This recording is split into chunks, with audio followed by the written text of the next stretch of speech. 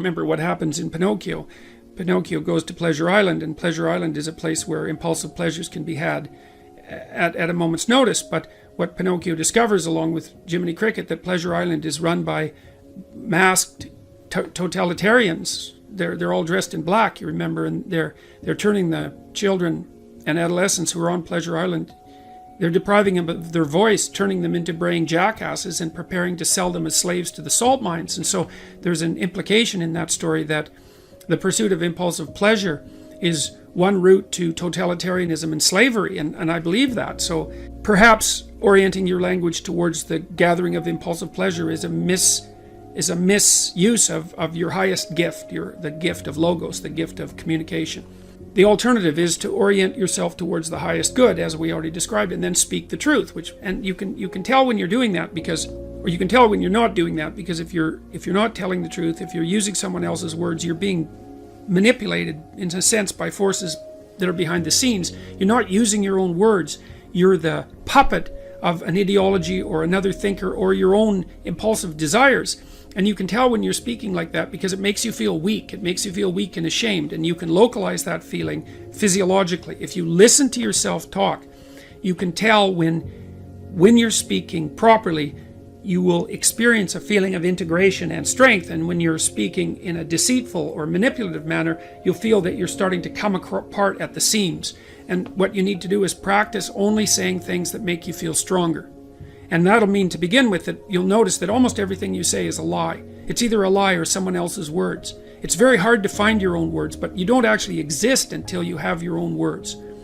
So then you try to teach yourself how to speak your own truth, and you listen to other people while you're doing that, because they can help you shape and correct your words.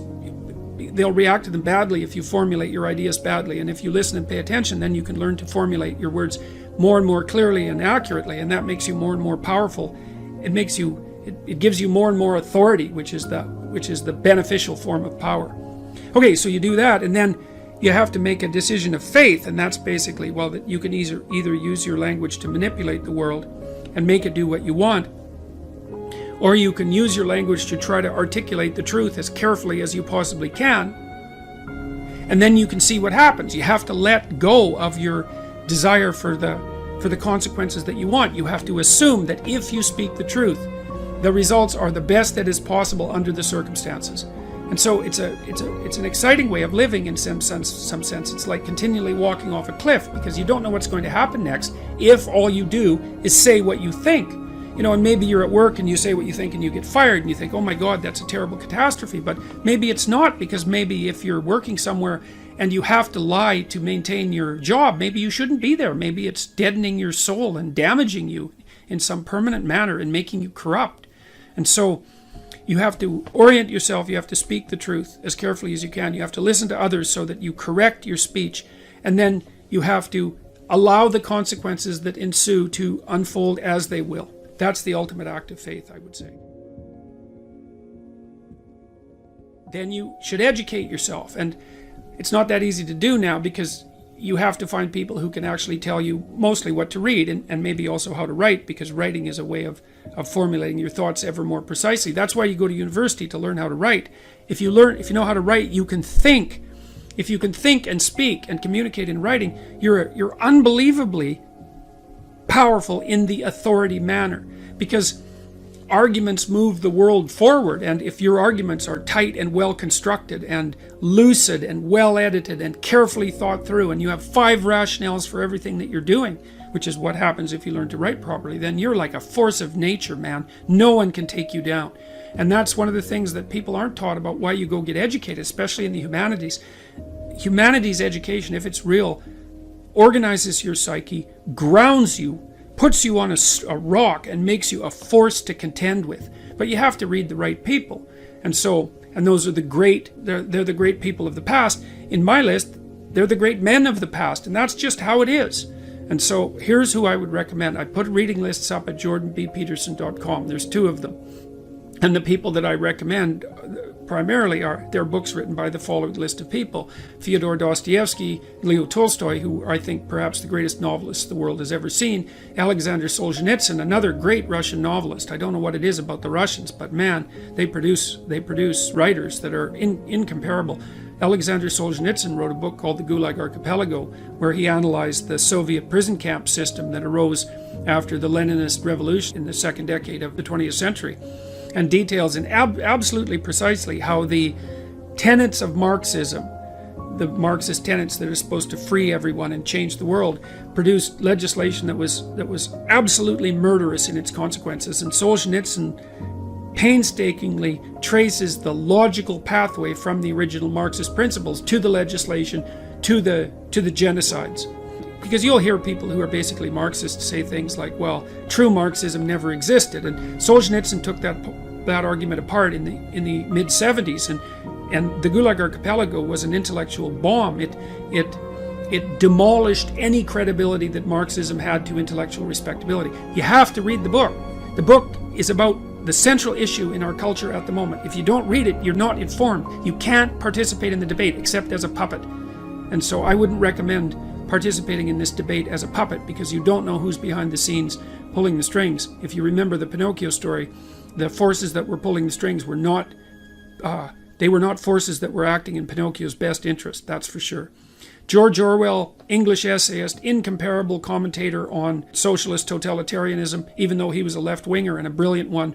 Aldous Huxley, who wrote Brave New World, had some very brilliant things to say about the potential demolition of sexual choice of sexual partner as a part of a dystopian future. Friedrich Nietzsche, a philosopher who described himself as someone who thought with a hammer. And Nietzsche is a very, very dangerous person and an absolutely brilliant writer. And Carl Jung, who was a student of Nietzsche, and Nietzsche was the philosopher who had announced the death of God back in the late 1800s, and Jung spent his whole life attempting to revivify God. That's one way of thinking about it. And so if you educate yourself, and this is a really good place to start, if you read these authors, then you'll know what else to read. If you read these authors, it'll take you a good long time, and it will be very, very hard on you, and you won't be the same person when you come out, and that's very frightening. And because being torn down and rebuilt is no joke, but it beats the hell out of the alternative, which is just to stagnate and stay a stagnant infant, which is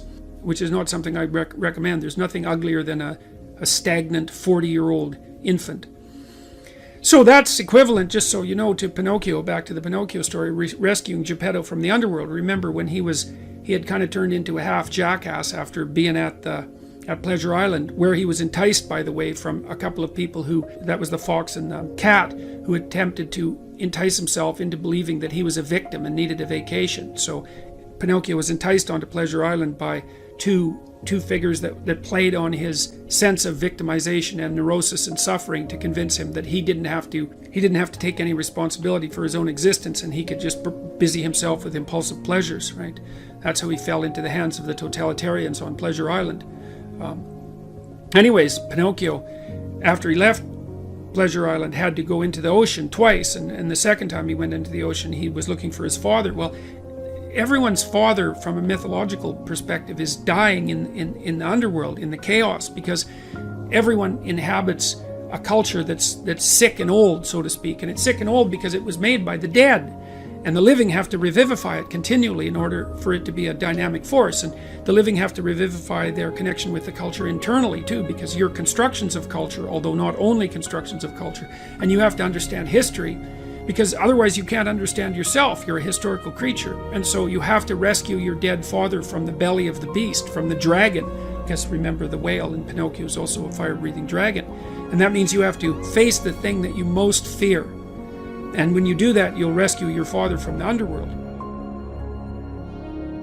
You have to revivify your father before you can become real. And that's part of the problem with the feminist and social justice warrior insistence on the existence of the patriarchy. It's like everyone's known since the beginning of time that culture is corrupt and tyrannical, but it's also protective and benevolent. Even the language you use is a product of culture. And so you don't overthrow the patriarchy, you revivify your culture. And you do that by adopting responsibility for your own being and then acting as a moral agent in the culture. That's what you do to become educated. So read these books. Read these books. They'll change your life. I guarantee it. They'll change your life. They'll take you apart. They'll devastate you. And then they'll rebuild you into something far greater than you are now.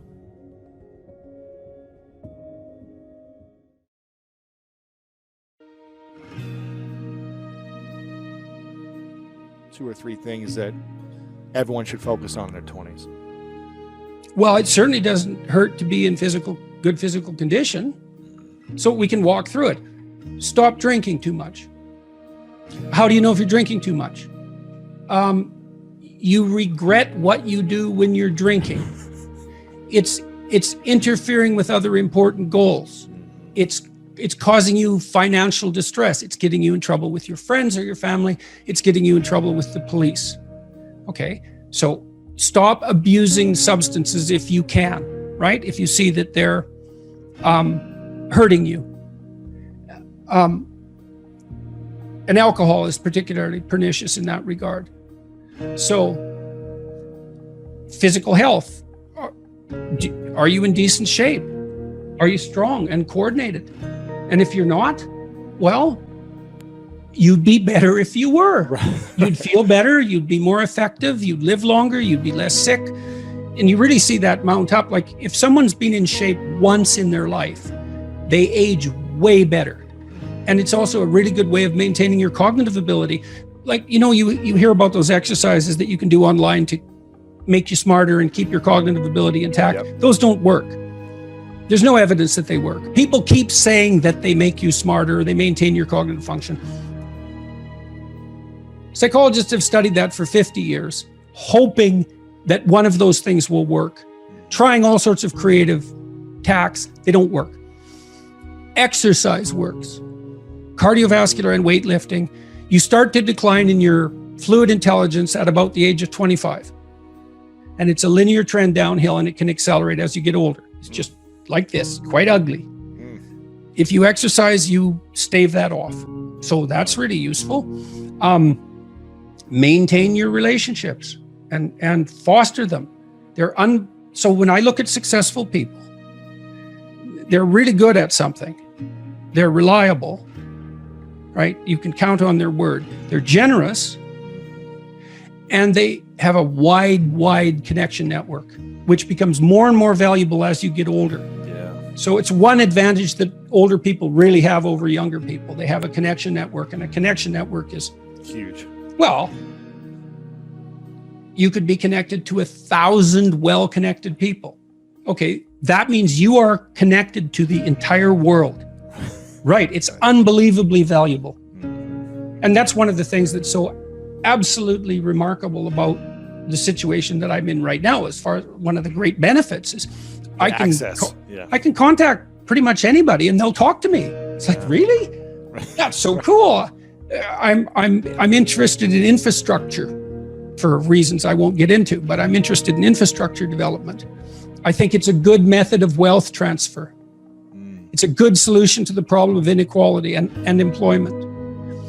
I reached out to a leading expert on infrastructure last week to see if he'd talk to me. I thought, I don't know anything about infrastructure except that it's worn to a frazzle and we should do something about it. He agreed to talk. And having a connection network is of inestimable value. Reliability, generosity, you can work on both of those. Philosophical sophistication, it's very useful because it orients you properly. You have a sophisticated sense of the world. You find, for example, that doing things for other people is actually more rewarding than virtually anything else you can do. When you hear you should be of service to other people. Well, if you actually watch yourself, you pay attention to yourself and you do something that helps someone else and it genuinely helps them, I defy you to find another experience that is that satisfying. It's actually quite stunning how satisfying that is. And so that's a very useful thing to realize. And why is helping another person the most satisfying thing for probably most people when if they're, out of their ego of like, I want to buy more things to make me happy in this moment. Why is that such a satisfying thing for human beings? There's no better life strategy. I mean, imagine, I could give you a quick sort of technical example. So imagine I take two people and I say, okay, I'm going to give you $100 and you have to give some of it to the person right beside you. And they can either agree or disagree with the split, but if they disagree, you don't get anything. Okay, so a classical economist would say that the person should take the 100, offer the person next to them $1, and the person should accept it because why not? They get $1 instead of nothing. And that's the solution. But what happens is that if you don't offer that other person something close to 50-50, they're likely to tell you to go to hell. Yes, yeah. very. And then you think, get nothing. You get nothing too. You think, well, why would people do that? Because they just reject $50 and who cares? And the answer is, well, we don't just play one game with other people. We play a repeating game. And so imagine we did this. So imagine it's a crowd and they're all watching you.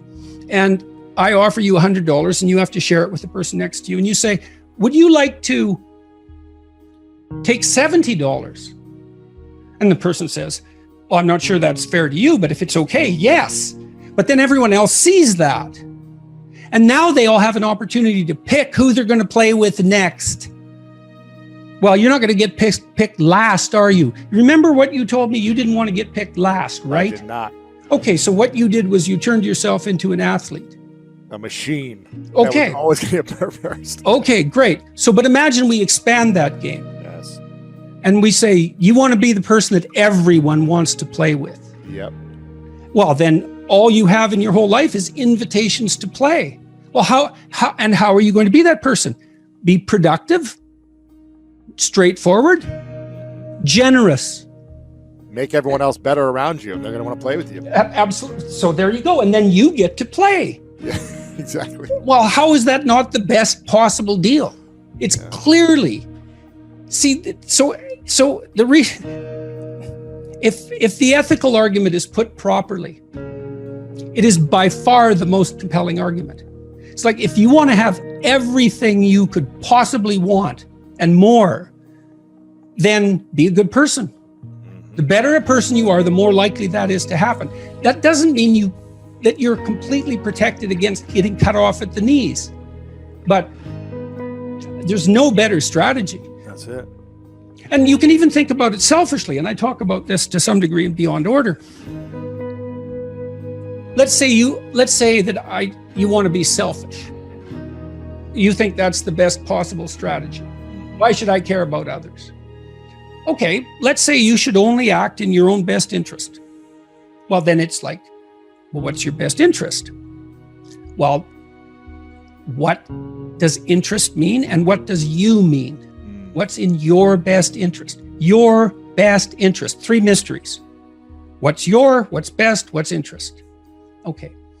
Well, there's you, but you aren't just you right now. You're you, and you tomorrow, and you next week, and you next month, and you in 5 years, and you in 10 years, and you when you're a pensioner. You're a community of selves stretched across time. And so if you were enlightened and selfish, you would act in a manner that would benefit that entire community across time. And I don't think that's any different than acting on the best possible part for other people. I think they're the same problem. Jocko was telling me when we talked this week, he's this tough character, man. You know, and he could have, and I'm not telling tales out of school here, he could have been a criminal, no problem. And he knows that perfectly well. And I'm not saying that as a slur on his character, partly because I believe the Nietzschean dictum that a lot of morality is just cowardice. And whatever he might be, he's not a coward. And just because you obey the laws doesn't mean you're moral. It just might mean you're afraid. In any case, so the question is, well, what socialized this brute? Well, he was taught in the Navy SEALs. Yeah. Take care of your team. That's your fundamental purpose. And he noted, and we had a long discussion about this, the successful guys, man, they've got your back. Wow. Right? You know that above all. Yeah, and if you aspire to a leadership position among those brutes, let's say, and you aren't someone they know to have your back, they're not following.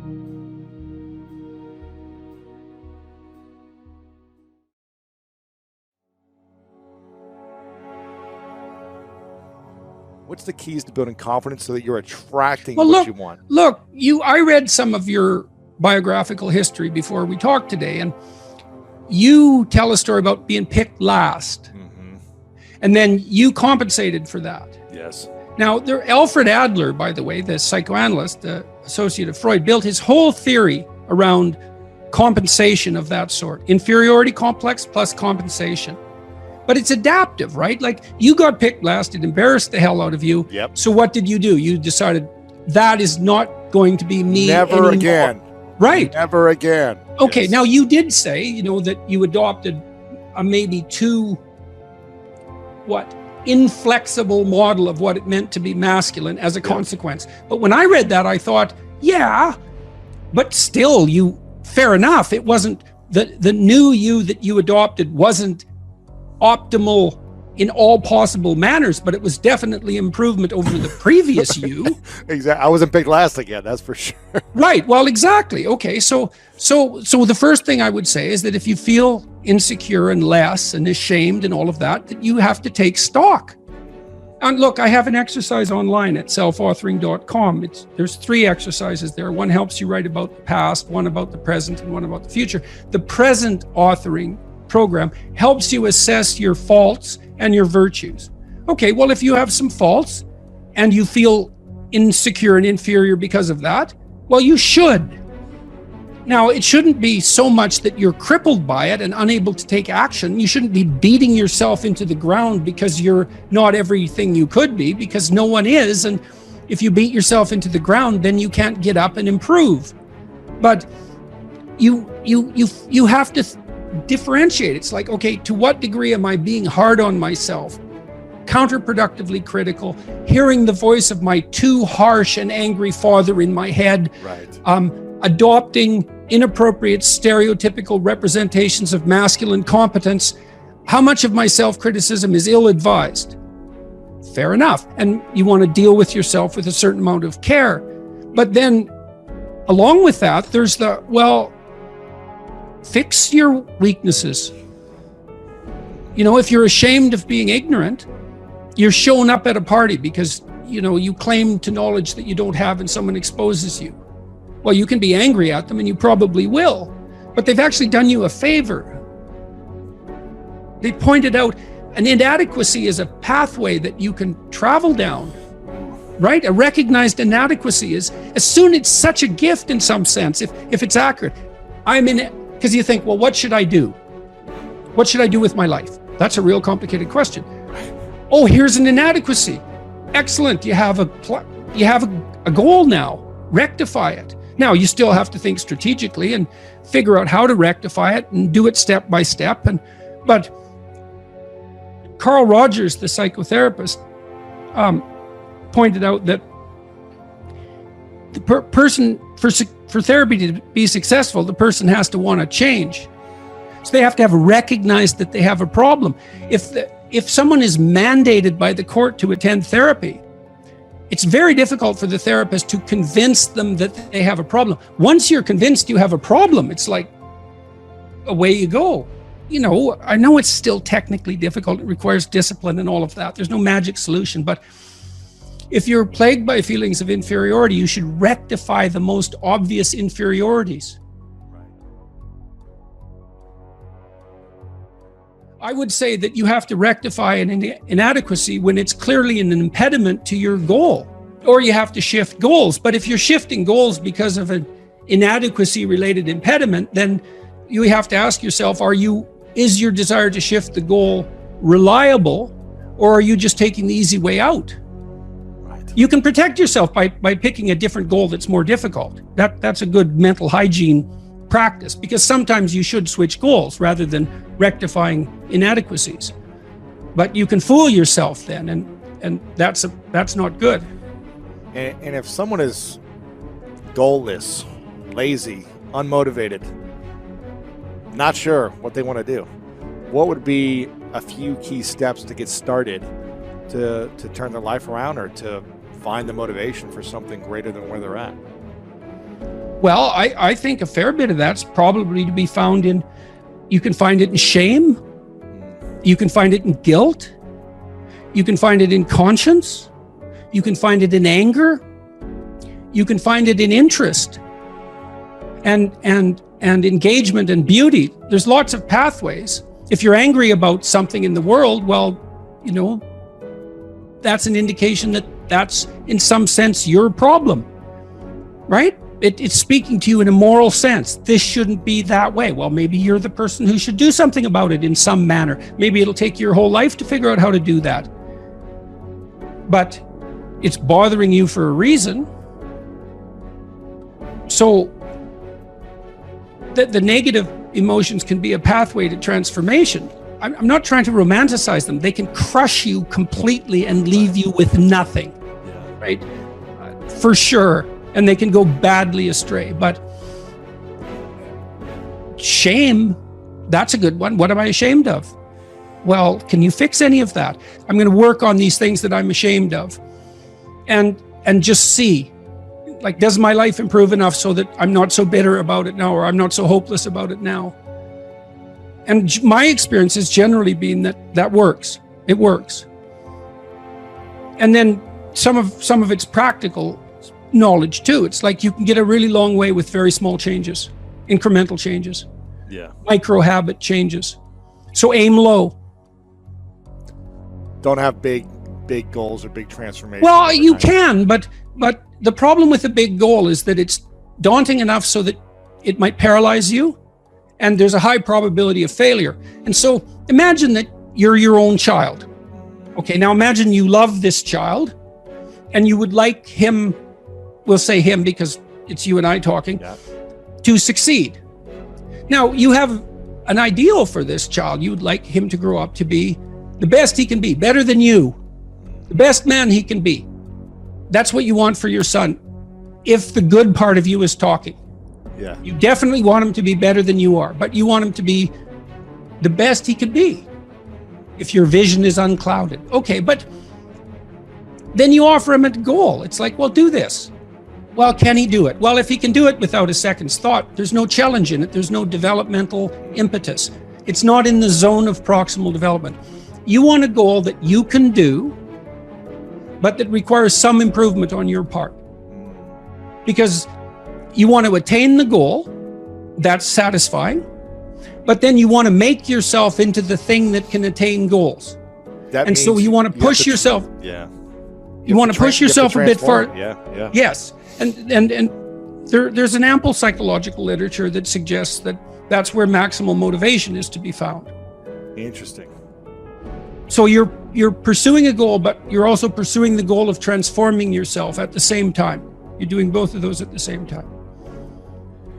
Do you need to know that you're transforming yourself in order to attain the goal? Or do most people just think, I got to take these steps to make it happen, but they don't realize they're becoming better human beings? It depends on what you mean by realize. They have the sense of satisfaction and confidence that would indicate that, although they might not be able to make what that means explicit.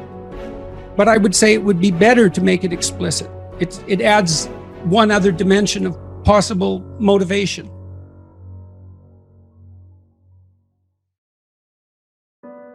I still believe that, genuine accomplishment, but it's ethical. It's always ethical accomplishment. I believe that to be the case. Genuine ethical accomplishment is the best source of security, but it's not unerring. When you mean ethical accomplishment, do you mean doing something good right? Whether people know about it or not, just good and right for yourself? Is that what I'm hearing you say? Or does someone else need to acknowledge that this was good and right? I think if you've done it for yourself, that's good. But if you do it and other people are in on it and along for the ride, that's also good. And sometimes that's better to bring people along. If it's just a matter of them acknowledging it, well, there's value in that too. I mean, people say, well, you shouldn't care what people think of you. It's like, well, of course you should. Psychopaths don't care what people think of them. Now, you shouldn't care so much what people think about you that you're willing to lie to maintain whatever it is that you think they value. Like, there are places beyond which that becomes counterproductive, clearly.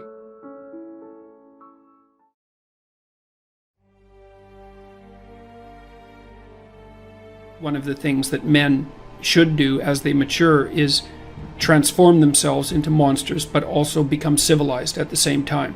And that's exactly what you see in stories like Beauty and the Beast, where the ideal man starts out as a beast and ends up civilized. He doesn't start out as a milksop, wimp sort of character who poses no threat to anyone and then becomes the hero. That isn't how it works, although there are stories of that kind of development. The reason that Harry Potter can withstand Voldemort is because he's got a piece of him, right? He's being touched by it, and the way that you keep the psychopaths at bay is to develop the inner psychopath so that you know one when you see one, right? And then, but that's a voluntary thing. It's like a set of tools that you have at your disposal, which is full knowledge of evil. The question is, well, should you turn into a monster? And the answer to that is yes, you should. But you should do it voluntarily and not accidentally, and you should do it with the good in mind rather than falling prey to it by possession, essentially, because that's the alternative. Now, how does it possess you? That's easy. Your suffering makes you bitter. Your bitterness makes you resentful. Your resentment makes you vengeful. And once you're on that road, you go down that a little bit farther, man. You watch all those rom-coms where there's always kind of a beta male guy who's being real friendly and always failing miserably with the women because basically he's lying to himself and to them. He's a persona. And a persona is the face that you show to the world when you're trying to pretend and to convince yourself and others that you're, I would say, harmless, but we could say a good person. But a good person isn't harmless. A good person is capable of, well, maybe a good person is capable of anything, but is willing to hold that in abeyance. Well, if you're harmless, you're not virtuous. You're just harmless. You're like a rabbit. A rabbit isn't virtuous. It just can't do anything except get eaten. It's not virtuous. If you're a monster and you don't act monstrously, then you're virtuous.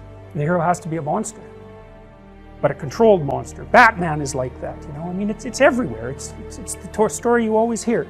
For example, lots of my clients, my clinical clients, are too agreeable, and they're generally women because women are more agreeable than men, but not always, because I've had agreeable men as clients as well. And what happens is they're resentful and they don't know how to stand up for themselves, and it's because they're very compassionate by nature. And so if you're entering into a negotiation with them, they'll let you win.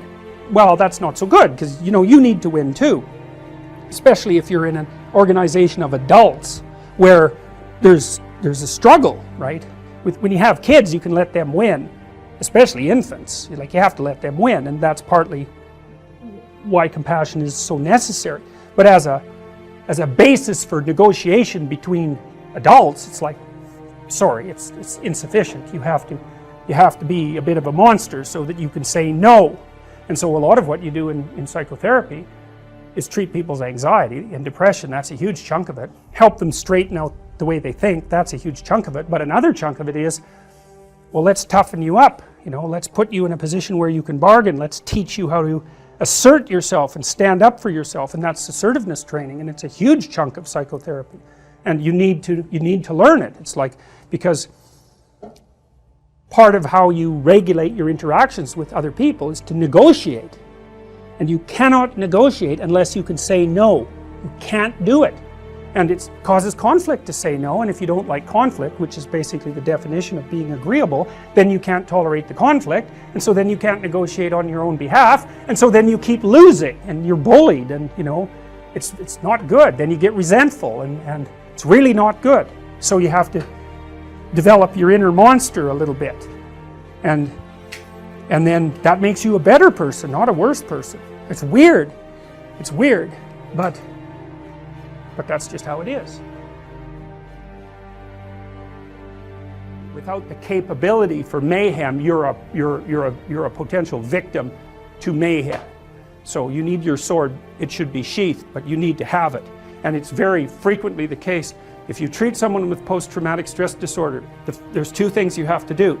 You have to help them develop a very articulated philosophy of evil, because otherwise their brain bothers them over and over and over. Why were you so naive? How did you become victimized? Why were you such a sucker? These are good questions. You don't want to have that happen to you again. You don't want to be exploited twice. Okay, so your eyes have to open up. We know the price of that from the Egyptian myth, right? You come into contact with Seth. What happens? Even if you're a god, you lose an eye. It's no joke, man. It's no joke. And then the cure for that is the movement down into the underworld and the revitalization of the Father. That's the identification with the force that created culture, right? And that then there's you and that together. Then you can withstand malevolence. Maybe you can withstand tragedy and malevolence. And second, they have to learn to become dangerous, because that's the only way out. What's the alternative? They get these recurrent thoughts about their vulnerability in the face of malevolence and their own naivety, because by definition, if someone psychopathic has exploited you, you're too naive. It's a definitional issue. You can say, well, that's no fault of mine. How the hell could I be prepared? Fair enough, man. A perfectly reasonable objection doesn't solve your problem. The meek shall inherit the earth, but I was looking up the multiple translations of the word meek, and meek is actually derived from a Greek word, of course, meant something like those who have weapons and the ability to use them, but determined to keep them sheathed, will inherit the world.